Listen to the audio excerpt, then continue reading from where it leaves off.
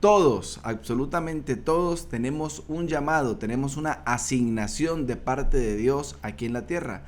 Nuestro Señor Jesucristo nos envió a ser discípulos, nos envió a predicar el evangelio de salvación, a dar libertad a los cautivos y a bautizarlos en el nombre del Padre, del Hijo y del Espíritu Santo. Pero ¿cómo nosotros podemos ejercer el llamado de Dios? ¿Cómo podemos darle vida a esta asignación en estos tiempos que estamos viviendo, donde encontramos muchas cosas que tal vez influyen en nuestra contra para poder desarrollar este ministerio?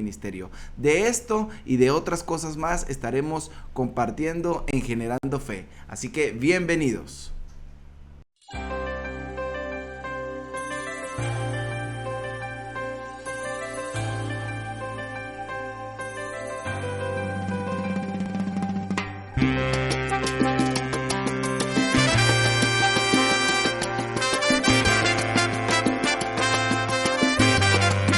La palabra de Dios en el libro de Filipenses, o el apóstol Pablo hablando de parte de Dios a los hermanos en Filipenses, nos da una cátedra de cómo servir al Señor. Y quiero que comencemos específicamente en el capítulo 2, a partir del versículo 5, y quiero comenzar resaltando esto de lo que Pablo le enseña a los hermanos de la iglesia en Filipo. Haya pues en vosotros este sentir que hubo también en Cristo Jesús. Él, siendo en forma de Dios, no estimó el ser igual a Dios como cosa a que aferrarse, sino que se despojó a sí mismo, tomó forma de siervo y se hizo semejante a los hombres, mas aún hallándose en la condición de hombre, se humilló a sí mismo, haciéndose obediente hasta la muerte y muerte de cruz. Quiero quedarme en estos versículos porque quisiera resaltar la fidelidad del servicio del apóstol Pablo para con el Señor. ¿Dónde estaba Pablo en este momento cuando estaba escribiendo? Si leemos desde el principio de la carta, la saludación de Pablo a los filipenses, dice que se encuentra con Timoteo y se encuentra desde la prisión, desde las cárceles, ¿no? Y él está escribiendo esta nota con tal amor, pero también con tal preocupación a los filipenses, y les dice: no me he olvidado de ustedes, no me he olvidado de ustedes, hijos míos. Y él muestra un amor y una pasión y el deseo de ir en algún momento a visitarlos, pero en este momento él habla y él recuerda y les quiere recordar a los filipenses la fidelidad de Dios. ¿En qué se basó la fidelidad de Dios para nuestras vidas? ¿O en qué se basa la fidelidad de Dios para nuestras vidas? La fidelidad del Señor para nosotros se fundamenta principalmente en el sacrificio de nuestro Señor Jesucristo en la cruz del Calvario, es decir, en la muerte y en la posterior resurrección de nuestro Señor Jesucristo. ¿Cuál es el evangelio que nosotros debemos predicar? El evangelio de la muerte y de la resurrección de nuestro Señor Jesucristo. Por eso es que el evangelio es poder de Dios. Y dice el mismo apóstol Pablo: no me avergüenzo del evangelio, porque es poder de Dios para salvación de todo aquel que cree. Imagínense. Entonces, la fidelidad del servicio de Pablo la fundamenta principalmente en la fidelidad de Dios para nuestras vidas. ¿Cómo mostró el Señor fidelidad? Mostró fidelidad despojándose de su misma deidad, aunque dice la palabra de Dios que Él fue 100% Dios también aquí en la tierra. Él mismo se humilló haciéndose en forma de siervo para enseñarnos a nosotros cómo actuar y cómo caminar bajo la fidelidad de Dios. Muchas veces pensamos que cuando Dios nos llama al ministerio o cuando se nos da una responsabilidad en una iglesia, se nos da un lugar de privilegio. Y ojo con esto, porque tenemos que tener mucho cuidado en la manera en cómo nosotros nos vemos a sí mismos como siervos, ¿no? Tal vez ese lugar o ese llamado que Dios nos da se presta para que las personas nos vean con un respeto mayor o se tengan ciertas consideraciones de parte de nuestras ovejas o de las personas que están a nuestro cargo. Pero esto no quiere decir que nosotros tengamos un concepto de nosotros mismos o del llamado que Dios nos hizo mayor que el que Cristo tuvo por sí mismo o por su mismo o por el servicio que Cristo hizo en la tierra por nosotros. Tenemos que tener como ejemplo supremo en nuestro Señor Jesucristo, como el mismo Pablo lo resalta en esta carta, específicamente en el versículo 5 del capítulo 2 de Filipenses. Dice: nuestro Señor, siendo Dios, se despojó a sí mismo y tomó forma de siervo para darnos el ejemplo. El Señor Jesús dijo: todo aquel que quiera venir en pos de mí, tome una cruz y sígame al Calvario. Entonces, entre otras cosas, el Señor nos manda a llevar un servicio de una manera muy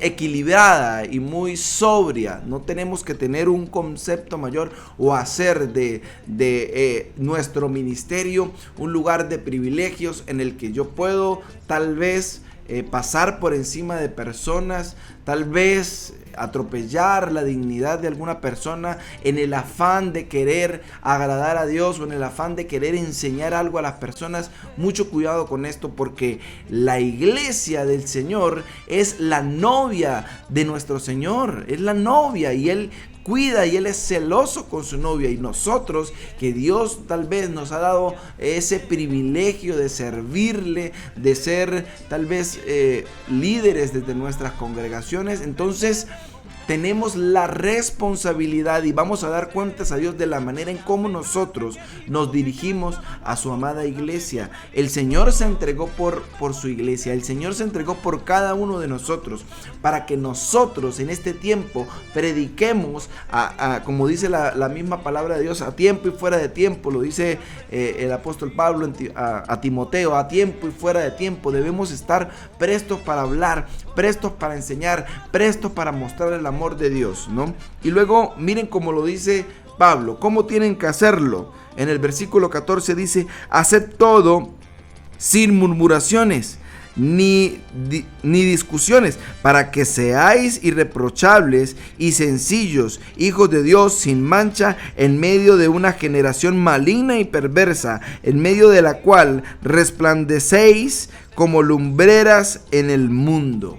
Así que Él nos da ciertos tips de cómo nosotros debemos ejercer ese llamado o esa asignación que Dios nos dio. Nos dice hacerlo todo sin murmuraciones ni discusiones. ¿Y por qué hablará de la murmuración? ¿Y por qué hablará de las discusiones? Porque en este tiempo podemos ver cómo dentro de la misma iglesia de Jesucristo hay hermanos que pelean por una u otra denominación, o hay algunos que quieren hacer realce de ciertas circunstancias o de ciertas reglas que se colocan dentro de las congregaciones para decir: es que nosotros somos santos porque nosotros nos vestimos o hacemos o actuamos de tal manera, o nosotros somos la verdadera iglesia de Cristo porque nosotros nos comportamos de cierta manera. Y de esto tenemos que tener nosotros mucha precaución a la forma en cómo estamos predicando a Cristo, porque Cristo no vino a predicar una denominación específica, Cristo no vino a predicar mucho menos una religión. Cristo vino a enseñarnos un modelo de vida, una forma de cómo llegar al Padre, de cómo encontrar salvación a través de su sacrificio. Y si vemos en la palabra de Dios, por supuesto que todo aquel que escuchaba a Jesús y todo aquel que recibía un milagro de Jesús, no todos creyeron en Él, no todos confiaron en Él. ¿Por qué? Porque Dios siempre da la oportunidad de que todos y cada uno de nosotros tomemos la decisión, ¿no? Y Pablo dice: no lo hagáis, hacedlo todo sin murmuración, sin estar discutiendo los unos con los otros, sin estar pretendiendo mostrarnos más santos los unos que los otros. Tenemos que vernos siempre por medio de los anteojos de Cristo, cómo Cristo nos ve a cada uno de nosotros. Si evaluamos aguas abajo, tendríamos que ver y ser sinceros y decir: yo no merezco estar donde estoy ahora. Y si estoy en este momento hablando a ustedes, es por misericordia del Señor. Es porque Cristo tuvo misericordia de mí y Él llegó a mi vida. Él tocó la puerta y yo le abrí y Él entró y cenó conmigo. Y desde ese momento yo puedo decir que soy hijo o puedo decir que soy hija de Dios. Entonces, amados hermanos, es el tiempo de que nosotros entendamos cómo ejercer el llamado para el cual fuimos nosotros destinados. No es una asignación de una iglesia o de un pastor, es un mandato de Dios, es un mandato de Cristo a la iglesia en este tiempo, y ahora más que nunca debemos nosotros entender que Él tiene especial cuidado de su iglesia y que nosotros formamos parte de un cuerpo cuya cabeza es Cristo, y que tenemos que estar pegados a Él, que fuera de Él no somos nada y no tendremos nada. Miren lo que dice en el versículo, en el capítulo 3. A partir del versículo 4 dice: aunque yo tengo también de qué confiar en la carne, si alguno piensa que tiene de qué confiar en la carne, yo más, circuncidado al 8º día, del linaje de Israel, de la tribu de Benjamín, hebreo de hebreos, en cuanto a la ley, fariseo, en cuanto al celo, perseguidor de la iglesia, en cuanto a la justicia que se basa en la ley, irreprochable. Es decir, Pablo tenía todo un currículo por el cual gloriarse. Recuerden que Pablo era Saulo de Tarso, pero que era un hombre que siempre fue apegado a la ley. Él no era un hombre, fue, digamos, visto por la iglesia como alguien malo, por supuesto, porque él, en su afán de cumplir la ley, aún no había tenido un encuentro con Cristo, y después que Cristo se muestra, vemos cómo cambia totalmente la perspectiva y la manera en cómo él actúa. Perseguido, en este momento cuando escribe a los Filipos está preso, fue azotado muchas veces, vivió naufragios, vivió humillaciones. Él mismo narra y dice: yo sé vivir, le dice a los filipenses, sé vivir en escasez, pero también he vivido en abundancia, he tenido necesidades, he tenido que trabajar. Muchas cosas hizo Pablo y muchas cosas padeció Pablo por el ministerio, por cumplir el llamado al cual había sido asignado por Dios. De manera que nosotros no podemos pretender que el día que Dios te llame al ministerio, ese día todas las cosas van a venir como por arte de magia y tú vas a ser un privilegiado, y como ahora muchos predicadores lo confiesan y lo predican, que dicen que debemos vivir, no puede haber escasez en nosotros porque somos hijos del Rey de Reyes y Señor de Señores. Esto no es del todo así, hermanos. Tenemos que ser sinceros, tenemos que vivir. Hay personas que Dios les da abundancia económica y son prosperados y los vemos con grandes cosas y decimos: wow, gloria a Dios.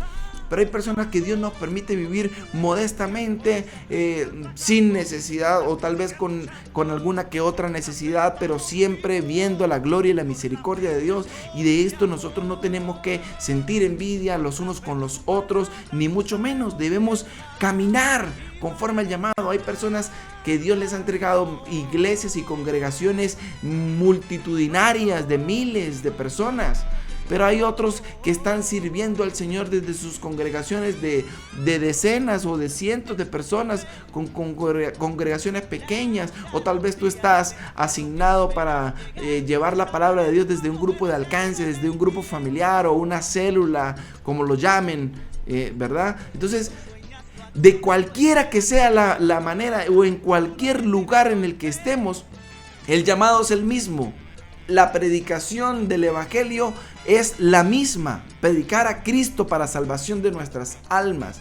Así que no tengamos miedo, no tengamos necesidad. Dice el mismo apóstol Pablo en el capítulo 4, en el versículo 4: regocijaos en el Señor siempre. Otra vez digo, regocijaos. Vuestra gentileza sea conocida por todos los hombres. El Señor está cerca. Por nada estéis angustiados, sino que sean conocidas vuestras peticiones peticiones delante de Dios en toda oración y ruego con acción de gracias, y la paz de Dios, que sobrepasa todo entendimiento, guardará vuestros corazones y vuestros pensamientos en Cristo Jesús. Aleluya. Entonces, regocíjate, hermano, regocíjate, hermana. Disfruta servir al Señor. Así que por causa de Cristo usted tal vez pueda sentir persecución o pueda sentir que alguien lo rechaza. Gócese, regocíjese en el Señor y sean conocidas todas las peticiones delante del Dios, a ese Dios al cual tú sirves. Ese Dios tiene control y tiene todo bajo su mano para que tú y yo no padezcamos y no perezcamos en medio del servicio al Señor. Pablo dijo: para mí el vivir es Cristo y el morir es ganancia. Entonces, tengamos como ejemplo el testimonio de nuestro hermano Pablo, porque él mismo dice: síganme a mí y sigan a los que viven como yo, porque yo sigo a Cristo. Cristo es el resultado de la fidelidad de Dios, es el sacrificio más grande. No necesitamos pedirle al Señor más pruebas de su amor, porque qué mayor prueba es aquella que dice el Evangelio de Juan en el capítulo 3, versículo 16. De tal manera nos amó que envió a su Hijo unigénito a morir por nuestros pecados. ¿Qué prueba de amor le podemos pedir al Señor? Él lo entregó todo, Él lo hizo todo. Amemos al Señor, amemos su obra, amemos su iglesia. La iglesia de Cristo, el cuerpo de Cristo en general, está lleno de personas que aman la obra de Dios, pero también está lleno de personas que van en un camino de perfeccionamiento, que van caminando y que en ese camino se tropiezan, se caen, fallan. En ese camino necesitan ser trabajadas y vemos imperfecciones dentro del cuerpo de Cristo, aun cuando Cristo nos ve a nosotros como una iglesia bien concertada, porque estamos siendo moldeados por Él. Aquel que empezó la buena obra en nosotros la perfeccionará hasta el día de Jesucristo. Tú y yo somos una obra en perfeccionamiento. ¿Hasta cuándo será esto? Hasta que Cristo venga. Nunca vamos a dejar de aprender. Todos los días vamos a ser trabajados por Dios en nuestro carácter, en nuestra forma de vivir de diferentes maneras. En este día quiero invitarte a que te regocijes en Dios, a que disfrutes y que ames la obra de Cristo y que no tengas temor de predicar a Cristo Redentor. Tal vez tú te has sentido frustrado o frustrada y tal vez has dicho: yo quiero ver a Dios cómo sana a mi familiar que está enfermo, o a ti mismo puede ser, o tal vez no he visto cómo Dios me levanta en mis finanzas. Tal vez estoy pasando por necesidades. ¿Cómo voy a predicarle a otros si mis necesidades son estas? Pues Pablo pudo haber dicho: ¿cómo les voy a hablar a ustedes si yo estoy preso, si me han apaleado muchas veces? ¿Cómo le voy a predicar a la gente si están viendo cómo me tratan a mí? Y él no tuvo excusa para decirlo. Antes dijo: esto tiene que ser de ejemplo para ustedes. Esto tiene que ser de ejemplo a la predicación del evangelio. Entonces, alégrate cuando de tu boca salen las palabras guiadas por el Espíritu Santo para predicarle a alguien y que esa persona reciba a Jesús y puedas tú disfrutar del milagro más grande que puede existir en la vida de un ser humano, que es conocer a Cristo, y que por medio de esa predicación y ese conocer a Cristo pueda ser transformado y una familia entre en el gozo del Señor y haya fiesta en el cielo. Amados, Dios me los bendiga. Estamos gozosos de servir al Señor y estamos gozosos de que usted preste sus oídos cada semana a escuchar la palabra de Dios por medio de este espacio que cada vez crece por la misericordia y la gracia de Dios, que se llama Vida TV. Así que seguimos adelante, seguimos en esta carrera, no desmayamos. Al caído, sana a los enfermos y ordena tu casa. Así en mi fe, yo siempre